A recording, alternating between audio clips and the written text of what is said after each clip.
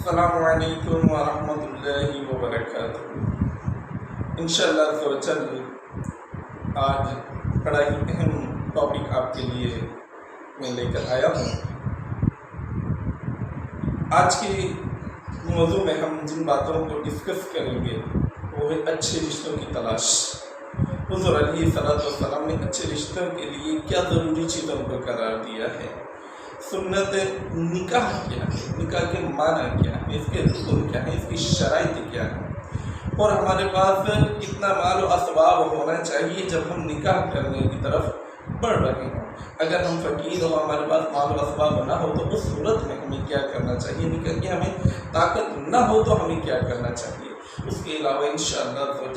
کچھ وظائف بھی آپ کی بارگاہ میں پیش کروں گا تاکہ ان وظائف کو پڑھ کر آپ اللہ عز و جل کا قرب حاصل کریں، رب کی بارگاہ میں دعا کریں تو رب عز و جل آپ کا بیڑا پار فرما دے، آپ کی تمام خواہشات کو پورا فرما دے، آپ کو آزمائشوں سے نکال دے، آپ کی مشکلات کو آسان فرما دے اور آپ کے لیے راہیں کھول دے کہ جو آپ چاہتے ہیں اللہ عز و جل ان معاملات میں آپ کے لیے آسانیاں پیدا فرما دے۔ میرا نام محمد عادل اطاری قادری اور آپ دیکھ رہے ہیں میرا یوٹیوب چینل عادل قادری پوڈ کاسٹ۔ برائے مہربانی ویڈیو کو اینڈ تک لازمی دیکھیے گا۔ اگر ویڈیو پسند آئے تو لائک، شیئر اور سبسکرائب لازمی کر دیجیے گا، بیل آئیکن پر بھی پریس کر دیجیے گا تاکہ ہر آنے والی ویڈیو کا نوٹیفیکیشن ہر وقت آپ کو مل سکے۔ آئیے بڑھتے ہیں اپنی ویڈیو کی جانب۔ حضور علیہ السلام نے نکاح سے متعلق چند احادیث ارشاد فرمائی ہیں۔ نکاح کی اہمیت سے متعلق حضور علیہ السلام نے چند احادیث ارشاد فرمائی ہیں۔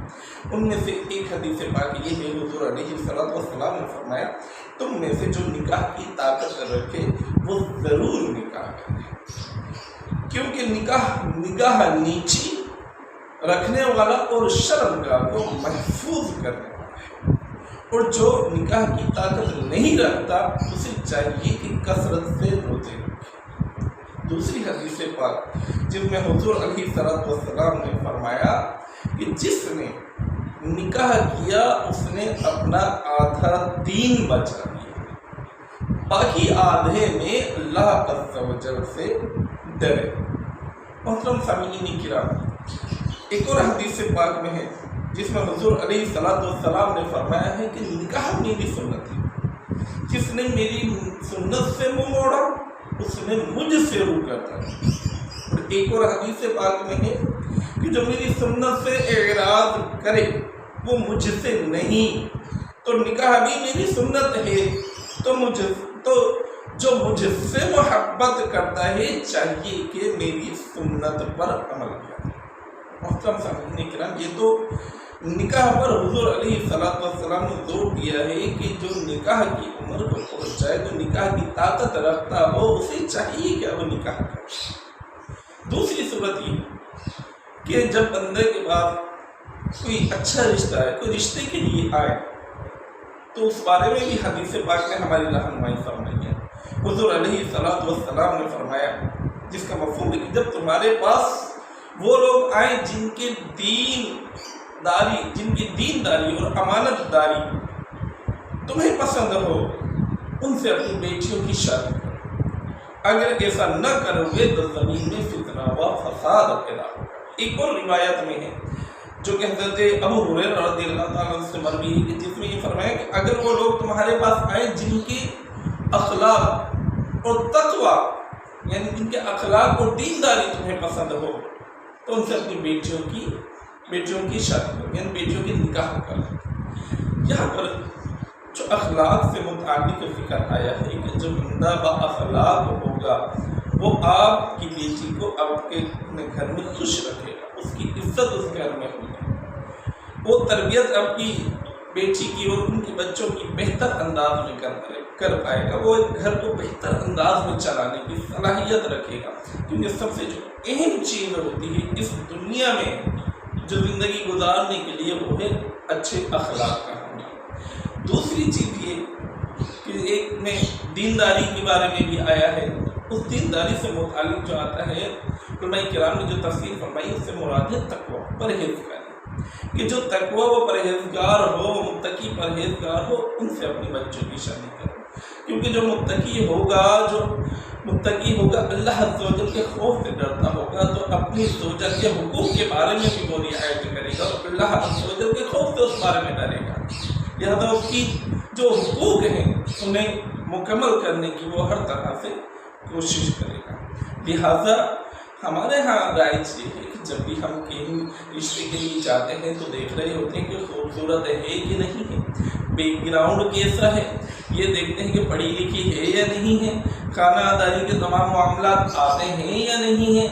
ایک بار بھی یہ سوال نہیں ہوتا آپ کا بیٹا یا بیٹی اللہ عز و جل کا خوف اس کے دل میں ہے یا نہیں، باخلاق ہے یا نہیں، نماز پڑھتا ہے یا نہیں، شریعت کا عامل، شریعت پر عمل کرنے والا ہے یا نہیں، ان باتوں پر ہماری قطعاً توجہ نہیں ہوتی۔ حالانکہ حدیث پاک میں اس بارے میں زور دیا گیا ہے، مال کا ہونا نہ ہونا آج ہے کل نہیں ہوگا، خوبصورتی کا ہونا نہ ہونا آج خوبصورتی ہے کل نہیں ہوگی، یا آج خوبصورت نہیں ہے تو کل ہو جائے گی، مال آج نہیں ہے تو کل ہو جائے گا، لیکن جو دینداری کا ہونا ہے وہ آج بھی ضروری ہے، کل بھی ضروری ہوگا۔ لہذا ہمیں اس طور پر کوشش کرنا چاہیے اور دینداری کو نمبر 1 پر رکھنا چاہیے، مقدم رکھنا چاہیے، اس کے بعد مالداری بھی دیکھیں، خوبصورتی بھی دیکھیں، اہل و عیال کا بیک گراؤنڈ بھی دیکھیں، وہ تمام چیزیں ضروری ہیں، وہ دیکھیے کہ کسی قسم کا کوئی نشہ تو نہیں کرتا، کوئی معاملات میں تو وہ انوالو نہیں ہے، وہ ساری چیزیں ضروری، لیکن جو سب سے پریورٹی پر ہے، نمبر 1 پر ہے، وہ ہے دینداری، اس کا ایمان، اس کا اچھا اخلاق، اللہ کا خوف اس کے دل میں ہونا، نمازوں کا پابند ہونا، شریعت مطہرہ کا پابند ہونا، یہ سب سے اہم اور ضروری چیز ہے، یہ دونوں میں ضروری ہے، لڑکا ہو یا لڑکی ہو، ان دونوں کے لیے اس بات کا ہونا ضروری ہے کہ وہ دیندار ہونا چاہیے۔ محترم سامعین کرام، اس کے علاوہ جب ہم نکاح کرتے ہیں تو ہماری نکاح کرنے میں سوچ کیا ہوتی ہے کہ بہت زیادہ ہم دھوم دھام سے کریں گے، ہم یہ بھی کریں گے کہ شرعی جتنے کام ہوتے ہیں ان سب کے بارے میں ہم سوچ رہے ہوتے ہیں، تو یہ بھی وجوہات بنتی ہیں جو ہمارے نکاح میں رکاوٹیں ہو جاتی ہیں۔ غریبوں کی شادیاں، غریب بچوں کی شادی اس وجہ سے نہیں ہو رہی تو ان کے جیب کے پاس پیسے نہیں ہوتے، دھوم دھام سے کرنے کے لیے ان کے پاس اخراجات کی کمی ہوتی ہے، وہ چاہتے ہیں کہ سادگی سے نکاح کریں۔ حضور علیہ السلام نے اس بارے میں کیا ہمیں تلقین فرمائی، کیا نصیحت فرمائی؟ حضور علیہ السلام کے پاس ایک بہت ہی پیارے صحابی رہا کرتے تھے جو ہر وقت حضور کی خدمت میں ہوا کرتے تھے۔ حضور علیہ السلام نے ان سے فرمایا مفہوم ہے کہ تم نکاح کیوں نہیں کرتے؟ وہ عرض کرنے لگا یا رسول اللہ صلی اللہ علیہ وسلم میں فقیر ہوں۔ کچھ وقت گزرا، حضور علیہ السلام نے اس شخص سے دوبارہ پوچھا کہ تم نکاح کیوں نہیں کرتے؟ وہ پھر عرض گزار ہوا یا رسول اللہ صلی اللہ علیہ وسلم میں فقیر ہوں، اور دوسرا یہ کہ اگر میں نکاح کر لوں گا تو جو میں آپ کی یہ خدمت کیا کرتا ہوں اس سے میں محروم ہو جاؤں گا۔ کچھ وقت گزرا، حضور علیہ السلام نے پھر ارشاد فرمایا اے شخص تم نکاح کیوں نہیں کرتے؟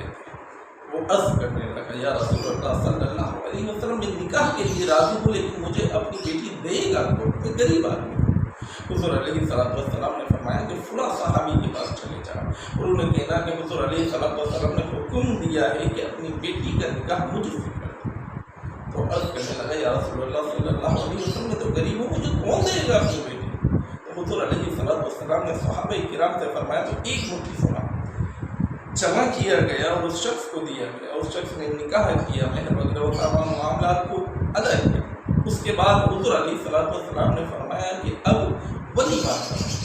وہ عرض کرنے لگا یا رسول اللہ صلی اللہ علیہ وسلم میرے پاس اتنی طاقت نہیں، نہ مال نہیں۔ پھر حضور علیہ السلام نے صحابہ کرام علیہ رضوان سے فرمایا تو صحابہ کرام نے ایک بکری کی قیمت جمع کی، اس سے اس شخص کا ولیمہ کیا گیا۔ مطلب یہ ہے کہ حضور علیہ السلام کے عمل سے یہ ظاہر ہوتا ہے کہ شادیوں میں ہمیں لاکھوں کروڑوں خرچ کرنے کے بجائے اگر حضور علیہ السلام کے عمل کے مطابق مختصر مال کے ذریعے سے نکاح کرنا پڑ جائے تو یہ سب سے آسان ہے اور بہتر مثال ہے۔ اس سے یہ ہوتا ہے کہ ہم غریبوں کی بھی بچیوں کو احساس محرومی سے بچا سکتے ہیں، انہیں نکال سکتے ہیں، بلکہ جتنا ہم ایک بچی کی شادی پر خرچ کرتے ہیں اس سے کئی بچیوں کے گھر آباد ہو سکتے ہیں۔ لہٰذا ہمیں اس بارے میں سوچنا چاہیے۔ اب آئیے بڑھتے ہیں کہ ان وظائف کی جانب جن کے پڑھنے سے انشاءاللہ عز و جل رب عز و جل کا خاص کرم آپ پر ہو جائے گا، اور انشاءاللہ عز و جل جو پڑھے گا تو انشاءاللہ عز و جل فوراً اللہ کی کرم سے، اللہ کی فضل سے انشاءاللہ عز و جل اچھا رشتہ بھی مل جائے گا، اور جلد از جلد اس کی شادی کے معاملات بھی طے ہو جائیں گے۔ تو محترم سامعین کرام، جن بچیوں کے رشتوں میں رکاوٹ ہے، لاکھوں کوششوں کے باوجود رشتہ نہیں ہو پا رہا، ان کے لیے آزمودہ عمل حاصل ہے۔ روزانہ نماز فجر اور نماز عشاء کے بعد اول آخر 7 مرتبہ درود شریف کے ساتھ صرف 3 مرتبہ سورہ رحمان پڑھیں، اور اپنے لیے اللہ عز و جل سے نیک اور صالح رشتے کے لیے دعا کریں۔ انشاءاللہ عز و جل کچھ ہی ہفتوں میں کوئی نہ کوئی سبب بن جائے گا۔ دوسرا عمل یہ ہے، اگر رشتہ نہیں مل رہا، اگر لڑکی کو لڑکی کا مناسب رشتہ نہیں مل رہا اور لڑکی کو لڑکے کا مناسب رشتہ نہیں مل رہا، تو نماز عصر کے بعد 21 مرتبہ یا غفورو یا غفورو یا غفورو پڑھیں، اول آخر 3 مرتبہ درود پاک پڑھیں، انشاءاللہ عز و جل بہت جلد مناسب رشتہ مل جائے گا۔ محترم سامعین کرام، اس کے علاوہ جن کے رشتوں میں رکاوٹیں ہیں، رشتے آتے ہوں بات نہیں بنتی، تو انہیں چاہیے کہ روزانہ سورہ اخلاص قل هو اللہ احد 41 مرتبہ اول آخر 3 بار درود شریف پڑھ کر اللہ کی بارگاہ میں دعا کریں، اور یہ عمل سونے سے پہلے کرنا ہے۔ جو خواتین رخصت کے ایام ہوں، ان ایام میں قل هو اللہ احد کی بجائے هو اللہ احد سے اس صورت کا آغاز کریں گے۔ 41 مرتبہ روزانہ اول آخر 3 مرتبہ درود پاک، 90 دن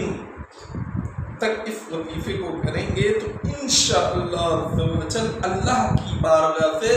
بہت ہی مناسب رشتہ انشاءاللہ عز و جل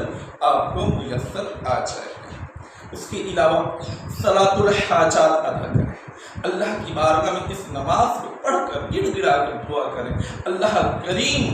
غیب سے آپ کی مدد فرمائے گا اور اسباب پیدا ہو جائیں گے۔ محترم سامعین کرام، ایک اور وظیفہ بہت ہی پیارا وظیفہ ہے، عرض کرتا چلوں کہ بعد نماز فجر، جب نماز فجر آپ ادا کر لیں تو اس کے بعد 312 مرتبہ یا ذل جلال والاکرام، یا ذل جلال والاکرام، یا ذل جلال والاکرام 312 مرتبہ پڑھیں، اول آخر 3 بار درود پاک، انشاءاللہ عز و جل اس عمل کے کرنے سے بھی مناسب رشتہ بہت جلد مل جائے گا۔ اسی کے بعد ایک اور وظیفہ، آخری وظیفہ، وہ یہ کہ 143 ٹائم یا حی یا قیوم یا حی یا قیوم یا حی یا قیوم لکھ کر بازو پر باندھ لیجئے۔